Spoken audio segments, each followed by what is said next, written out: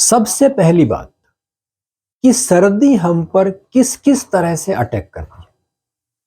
देखिए, पूरे दिन में सबसे डाउन टेम्परेचर लेट नाइट और अर्ली मॉर्निंग के बीच जाता है और उस वक्त हम लगभग नींद में होते हैं। इसी के साथ होता यह है कि वॉशरूम वगैरह जाने के लिए हमें कमरे से बाहर जाना पड़ता है।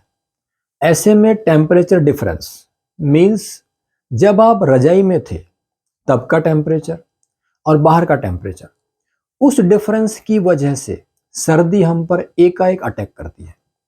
इससे बचने के लिए आपको एक सिंपल सा काम करना है कि एक कॉटन स्कार्फ वो अपने साथ लेकर सोएं और जब भी बाहर जाएं तो उसे गले पर या कान पर लपेट लें।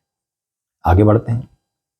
सुबह उठने के बाद जब हम अपनी डेली एक्टिविटी शुरू करते हैं और साथ ही बच्चों के स्कूल वगैरह की भी भागम भाग होती है, तो ऐसे में पानी में बार बार हाथ होते हैं। कुछ लोग गर्म पानी का भी इस्तेमाल करते हैं, मगर उसके बावजूद ठिठुरन बनी रहती है। उसका रीजन ये है कि हमारी स्किन में बारीक बारीक इतने होल्स होते हैं कि हम उन्हें गिन भी नहीं सकते और उन्हीं होल्स में पानी पेनिट्रेट होता रहता है और हम इनसिक्योर रहते हैं। इसके लिए आपको करना यह है कि उठने के बाद और अपनी एक्टिविटी शुरू करने से पहले अपनी हथेलियों पर सरसों के तेल की बढ़िया मालिश कीजिए ताकि वो इन होल्स में रम जाए। उसके बाद पानी हो या साबुन, कितनी भी कोशिश कर ले वो ऑयल को क्रॉस नहीं कर सकते और आप सेफ।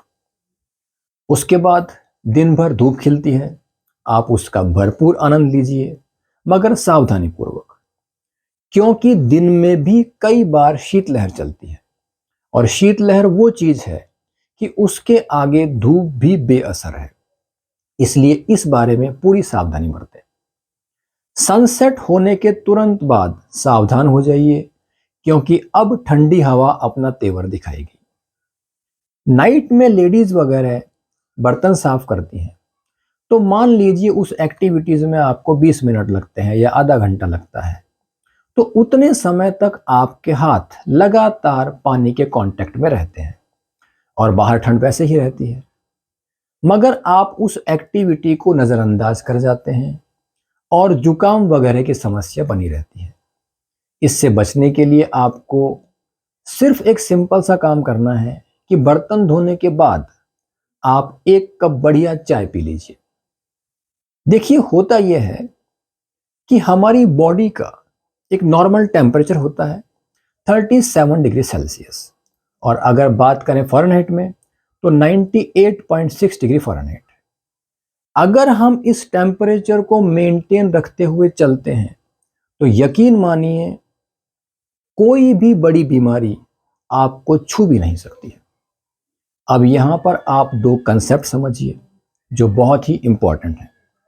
पहला कंसेप्ट इलास्टिक लिमिट का है, जो साइंस का कंसेप्ट है, मगर मैं आपको इजी वे में समझाता हूं। मान लीजिए एक रबड़ बैंड है, अगर उसे उसकी इलास्टिक लिमिट, मतलब कि जब तक वो टूट ना जाए, उसके अंदर अगर हम उसे 50 बार भी खींचते हैं तो वो वापस अपनी नॉर्मल स्टेज में आ सकता है।